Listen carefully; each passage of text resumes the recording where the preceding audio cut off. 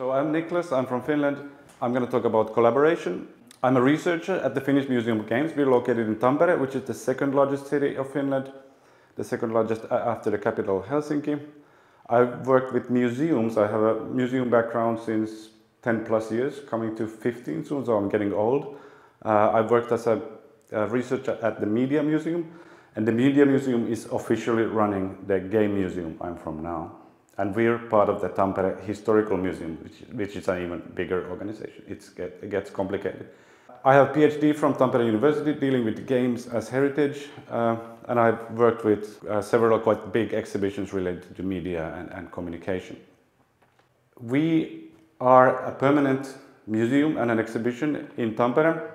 We deal with 150 years of Finnish game history.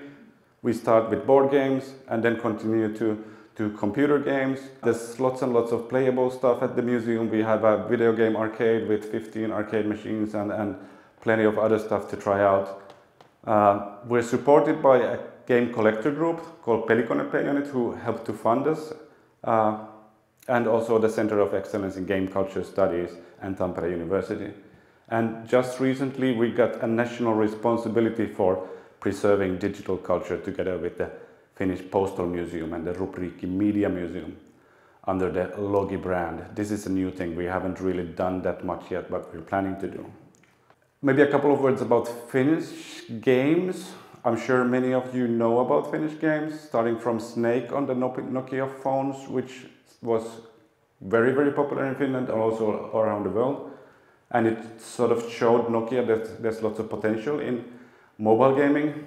Their first attempt with the Nokia N-Gage didn't really succeed. I'll talk about that later on, but it helped Finnish game companies, mobile game companies to really make an impact later on. Rovio with Angry Birds, Supercell with Clash of Clans. But Finland also makes other games. You might notice Alan Wake 2 from Remedy, Returnal from Housemarque. They are two of the oldest still running game companies. They started in early 90s, both of them, and they have a background in the demo scene. Or City Skylines by Colossal Order in Tampere is also one of the success stories. But there's also other things, and I guess Finnish games are known for their weirdness in a way. The indie scene was very, very strong in the 90s. People made games not because they wanted to make a profit or wanted to fund their companies, but they made games for their friends, and they often dealt with things that they were interested in, like ice fishing, for example, or like Iron Age survival in a Kalevala-inspired world. That's the middle image on the lower. The lower middle image is from a game called Unreal World, which is, according to the Guinness Book of World Records, it's the game with the longest continual development. It's been going on since 1992, and it's made by two friends, Sami and Erk. It's their life story, or the reason that they live, I guess. There's also other games. That's My Summer Car on the left, lower left. Dealing with 1990s life in a small place in Finland when you're supposed to build your own car, and it has super difficult permadeath game. There's Legend of Grimrock, there's Noita game, it's like indie favorites from the last decade. So Finnish games is a lot of things. And interest in the history of Finnish games started quite early. So I'd say like 25 years already of sort of historical interest in why are games important? I mentioned the Pelikonepeionit, the collector group. You can see them on the left there. There's two brothers, Mikko and Ville, their friend Manu, and we work very closely with them still today. But there's also in research there's been interesting games for 25 years already. So that's Professor Jaakko Suominen here on the right, and he already in the late 90s he started making online surveys about people's game memories and why people think games are important. Sort of the start of the retro gaming phenomena. And other people sort of followed, and online archives are important. And in Finland it's been like Jonneweb still exists. It's a great archive for these 90s indie games, and videogames.fi still exists. It's an effort to map all of the games made in Finland. So there's been a lot of interest for a long while already. And there's also kind of like a history of collaboration between the museum and the university. The person on the right is Outi Penninkangas, who's my colleague with the rubric Media Museum. She's been working there for over 20 years already. And when they made their first exhibition, I wasn't there, they collaborated with the university, Tampere University Hypermedia Lab, as it was called, and Professor Frans Mäyrä. And Frans Mäyrä went on to found the Game Research Lab and is now heading the Center of Excellence in Game Culture Studies, which is quite a big research project that's been going on for 8 years soon already. So already in that first exhibition, there was content made in collaboration between the university and the museum. Hobbyists started making their own exhibitions. These are images from the oldest game-related exhibition dealing with the Commodore 64, because the Commodore 64 has always been huge in Finland, and some sources even say that Finland has the biggest per capita amount of Commodore 64s anywhere in the world. So kind of everybody in the 80s had one of those, or at least every teenage boy had one. So this was an exhibition made in 2006. It dealt with the Commodore 64, and it was mainly, or one of the key persons was Toni Kaven here on the right, and he still works with us. He is the founder of Reprogate company, who takes care of the maintenance of our arcade machines at the museum. So it's a long history of collaboration. The Pelikone Peionit group also made their own exhibitions. So they made several, but this is one of them from 2008 from Tampere as well. They had quite a huge space of 400 square meters where they were able to really show their collection. And this exhibition had plenty of playable stuff as well. I'd say it had kind of like a retro game and a collector mindset to it. But lots and lots of visitors came to these exhibitions. This was very short-lived, as what was the Commodore's exhibition, but still, like, people working at the museum also started seeing that this has a lot of potential. People really like game history. And this started to show also in the exhibitions produced by museum professionals. These are some images from the Weaving and Net exhibition that I was also part of, like one of the writers of this one, one of my first jobs in the museum. So this already dealt with games, international games and the sort of history of games.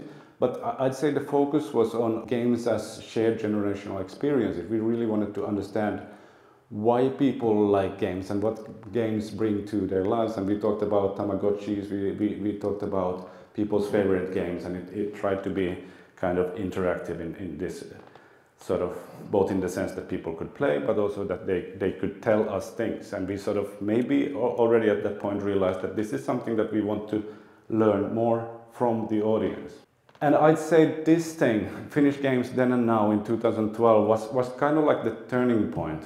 This was an exhibition, was on for a couple of weeks. It was very, very popular. And for the first time it put the focus on Finnish games, the history of Finnish games, what it means. This was made by student volunteers from Tampere University, because we had the Nordic Digra conference in Tampere, and they sort of wanted to produce something for conference goers to see what's special about the Finnish game history. And for the first, this was the first attempt to really nail that. And the same idea was clearly utilized when we made the Finnish Museum of Games a couple of years later. And the key person in that was Anna-Kaisa Kultima, who you can see on the left. She used to be a researcher at Tampere University. Now she's working at Aalto University in Helsinki, but she's specializing in sort of game development and praxeology, as she calls it. How games are made, who makes games, why do they make them, what are the processes, what happens when games get made, and sort of her and her students' excitement of games really helped us also at the museums to start making these events related to game making. We invited lots and lots of game makers to the museum, and these events were kind of popular. We started to get these connections, these networks to people working in the game industry. Also the sort of young generation of people working at the time or starting their careers in games at the time. And all this led us to understand that there is a real demand on games, a permanent game museum in Finland, something that deals specifically with Finnish games.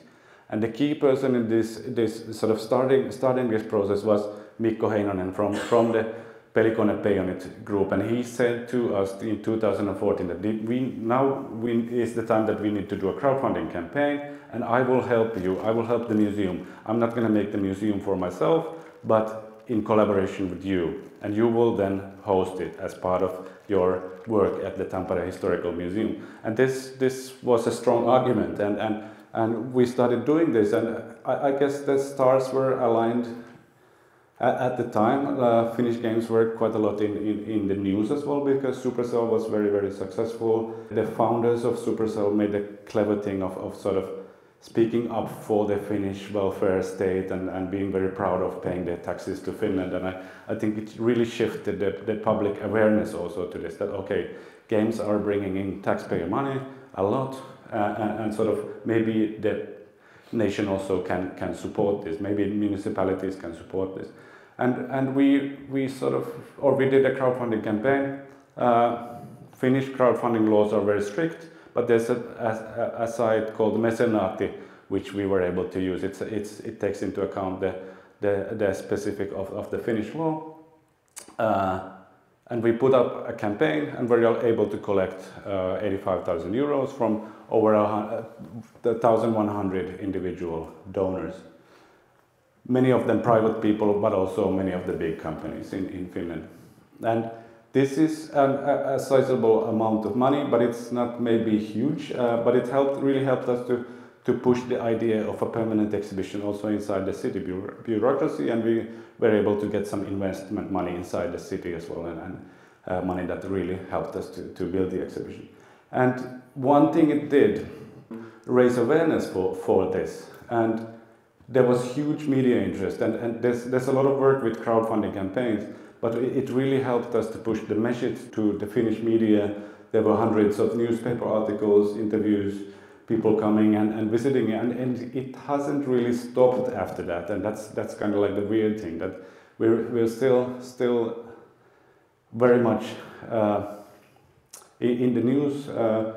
All kinds of stories coming out, because apparently the media sees us as very kind of trustworthy partner and somebody who can tell interesting stories about games and players.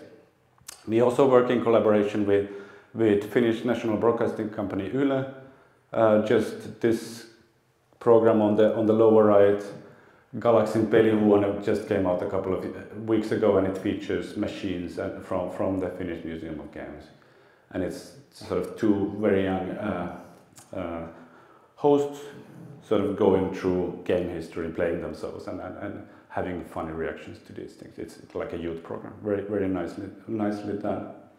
Hosting the crowdfunding campaign sort of gave awareness to the project, to Finnish games, but it also helped us to even better understand that collaboration is very much in the center of what we do. We need to work together with people. We need to work together with all the different websites dedicated to the history of Finnish games. We need to work together with groups like the Kasettilameret, who you can see on the right, which is a volunteer digital archaeology group, as they call themselves. They digitize old media. We still work together with them. If we get donations, they actually digitize the stuff.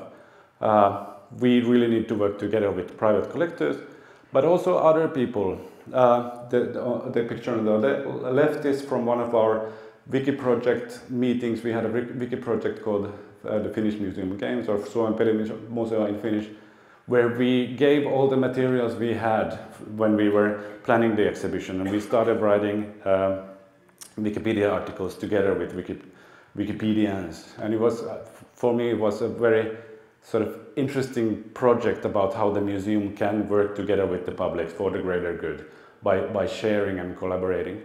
And this sort of continued, and now we put We also put together this roundtable for game heritage with the National Library, who has the legal deposit of game collecting in Finland, and also these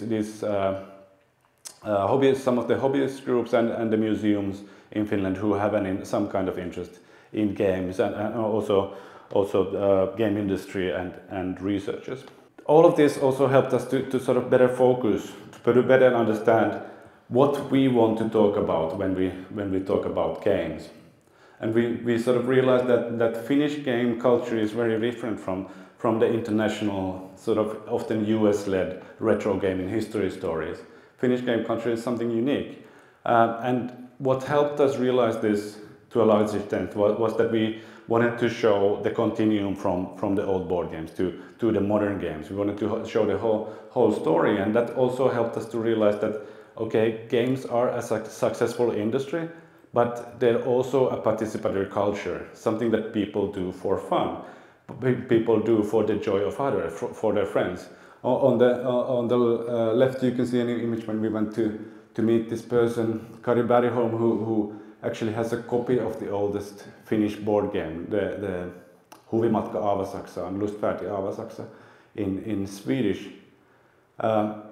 He's an old gentleman, he was old already then, and we sort of politely asked him whether he would be interested in loaning or donating his copy to the museum, but he said that he can't because he's still playing it actively. That sort of also made us maybe realize that games are very, very impactful. They are important for people, and we were able to visit him when he invited his children and grandchildren, the children of his grandchildren, to play the game together. And now, all in all, in his family, the game has been played in 7 generations already, this one copy. And it's a very simple game. It's a game of the goose. You throw the die and you move around different locations in Finland or depicting Finland. But still, this very simple game has a deep meaning for his family. It's also a game that was designed by Hilda Olsson, a female game designer. The first game designer in Finland was actually a woman, which is also kind of interesting and fun. And these are the things that you couldn't maybe find out if you only talked about digital games, about video games. Board games help us to put games, also video games, in a larger context.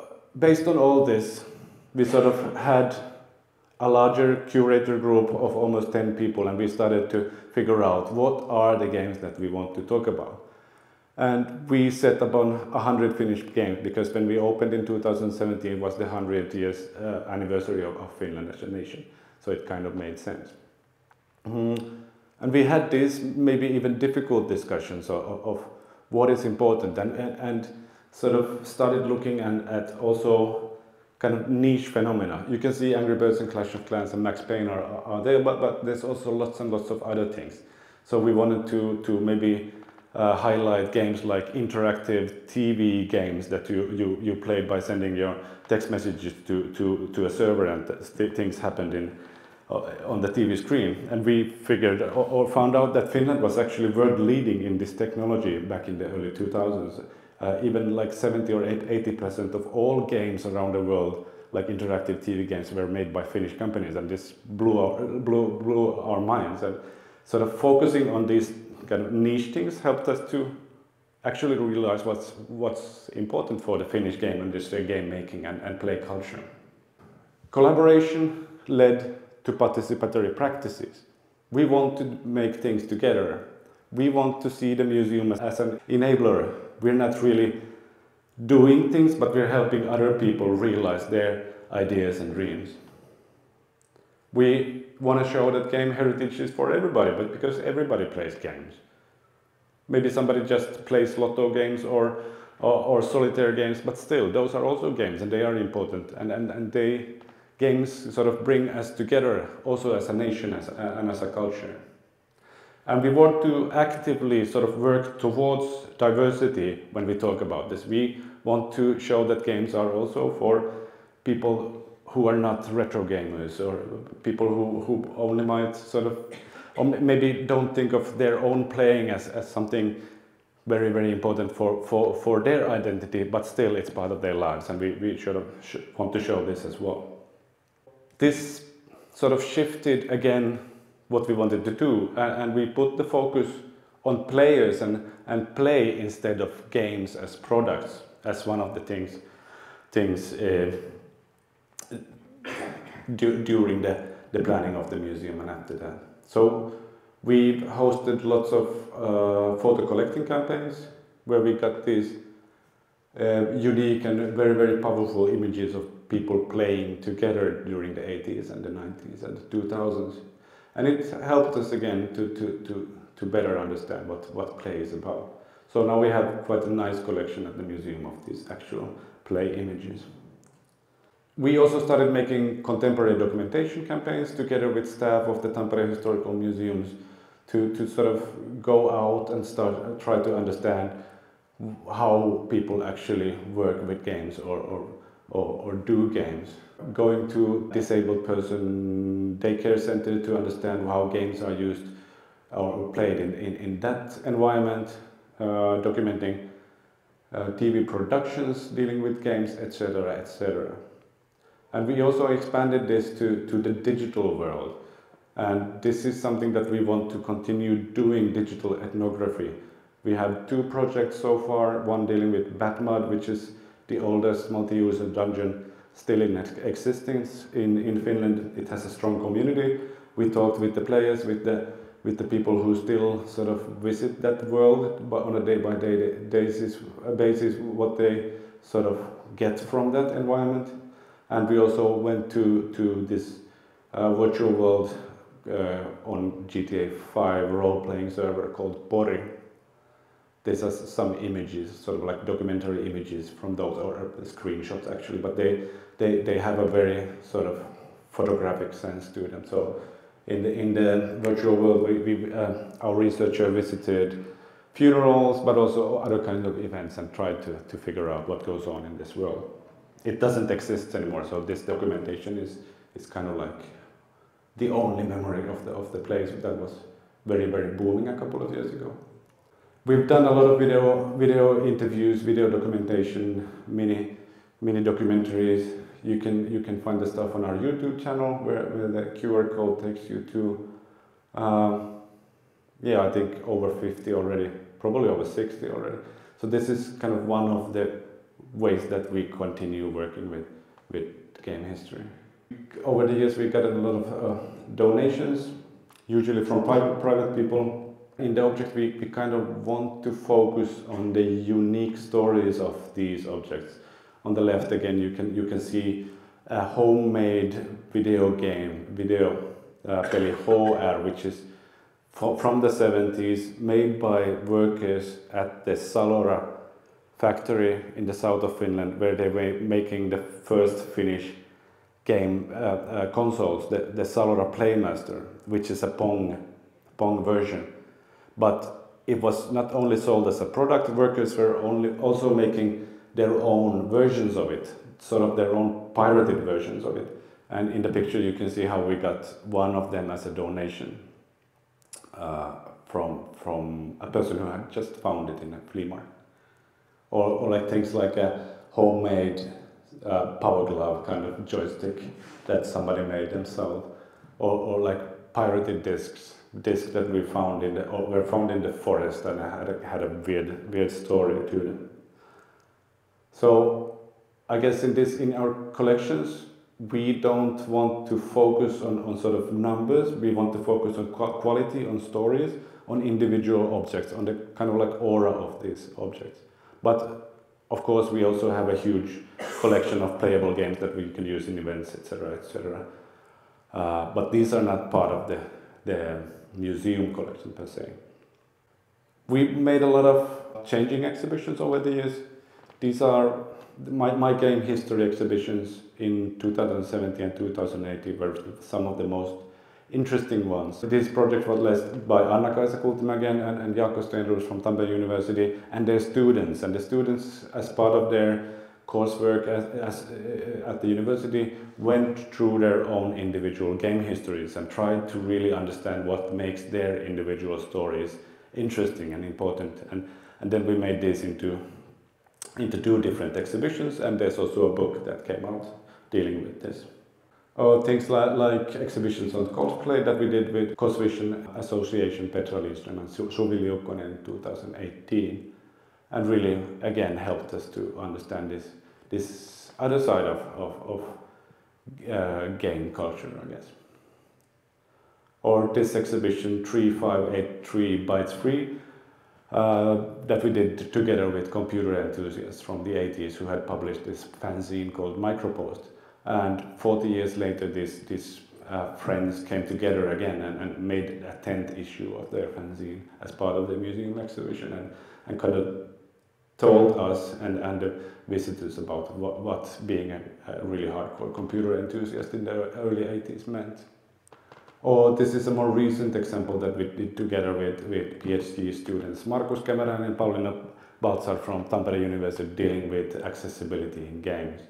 And the interesting thing is that Markus has disabilities himself, and he was sort of also both an expert, but also he had personal experience with disabilities, and you could see many of those experiences also in the exhibition. This is also a more recent one on Japanese romance games that we wanted to highlight together with researchers Jole and Blom from Tampere University again.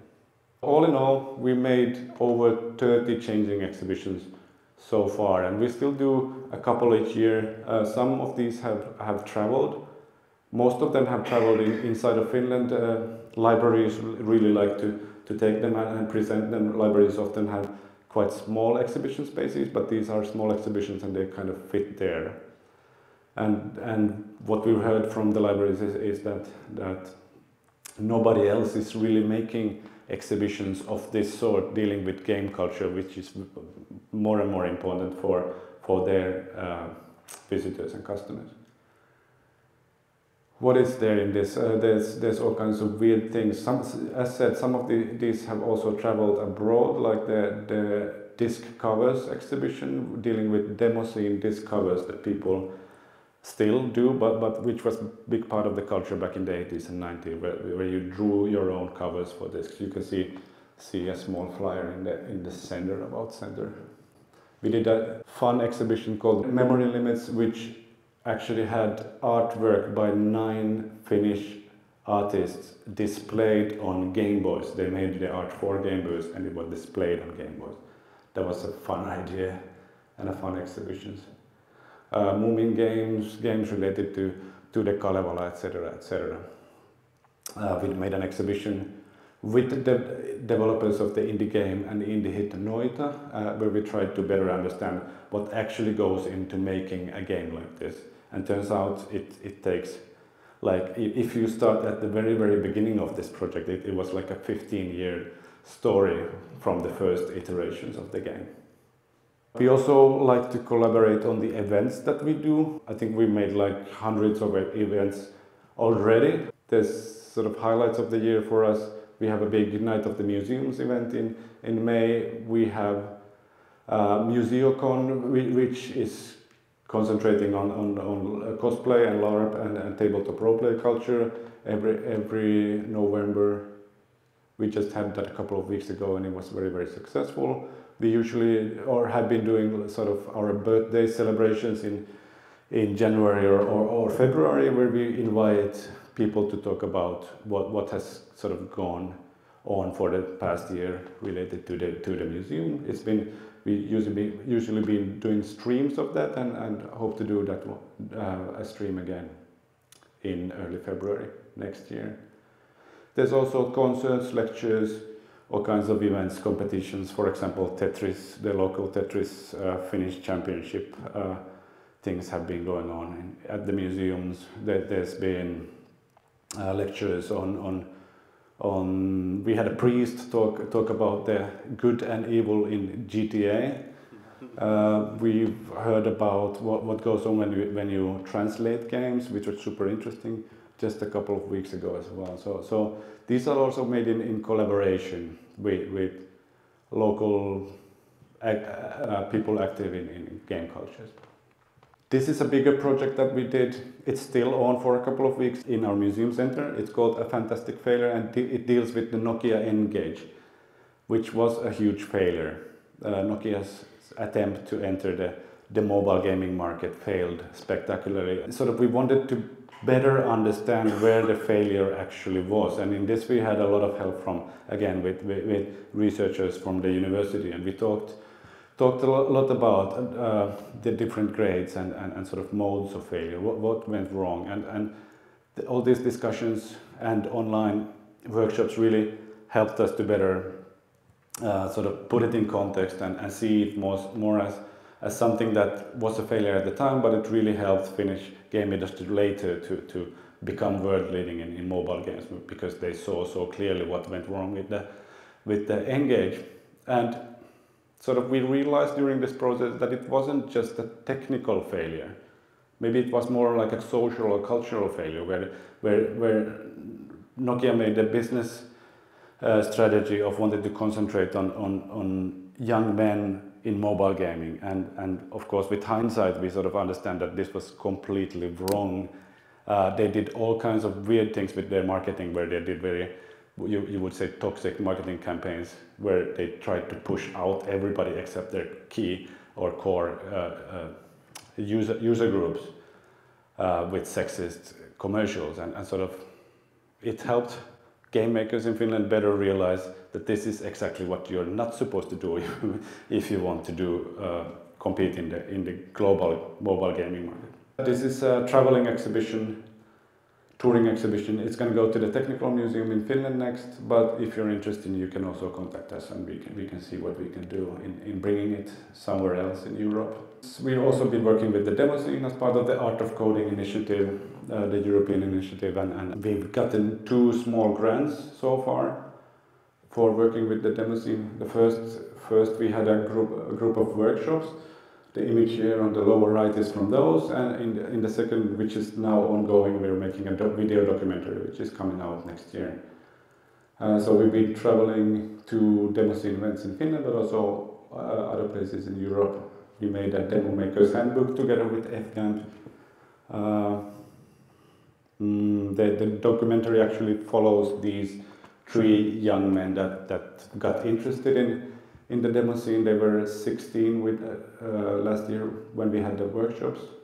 Now they're 17, soon turning 18, and they are sort of delving very deep into the demo scene. And it's been a pleasure following these young people and their journey into the scene. And all of this, all the work that we've been doing has sort of paid off. People still come to the game museum. It's as popular as ever. It's one of the highlights of the museum center.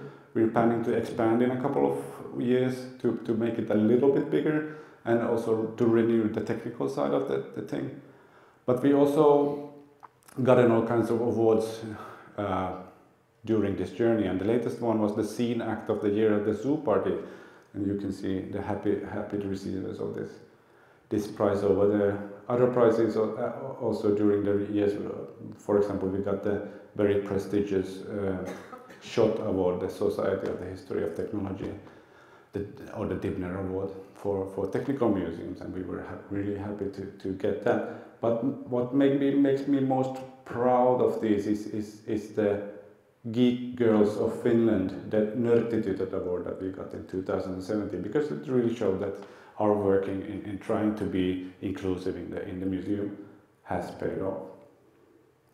So I guess, sort of starting to end my presentation, maybe we could think for a while about this, or I could try to sort of make some kind of conclusion.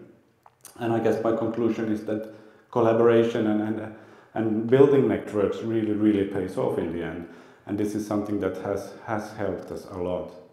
So we're trying to help people realize their dreams instead of sort of being the experts and trying to push our vision of history to the visitors. That is something at the center of what we do. And when we do this, we also want to be reflexive. We want to talk about and think about who is represented, who is left out, what can we do to be more inclusive in this work. And I guess things that help us in Finland is the low social hierarchy. Finland it's quite easy to get to know people, for example, from the game industry. It's only a couple of thousand people. If you want to meet somebody, you probably can and talk to them. And another thing that I've been talking a lot about is the high trust in museums in Finland. People trust us.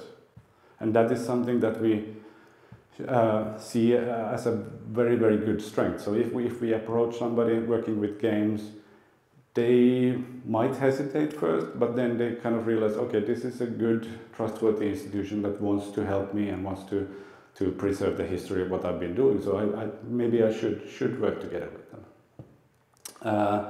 And in the work, we also sort of started realizing that what we want to do, speak about is the sort of shared generation experiences. But in this, we want to be, again, reflexive about whose generational experience we talk about. So not only the Commodore 64 and the demo scene, which are very, very male phenomena, but also other things like indie games in the 90s, which are more varied in gender representation, or cosplay culture or lab culture, which is, again, more maybe female-dominated scene. There's a nice article by Professor Jaakko Suominen and Anna Sivula and Maria Garda that came out in 2018 already about this sort of very pinpointing this, how our campaign and the museum were able to speak to a lot of different stakeholders and how that's one of the reasons that it succeeded. Okay, I think that's me. Thanks so much.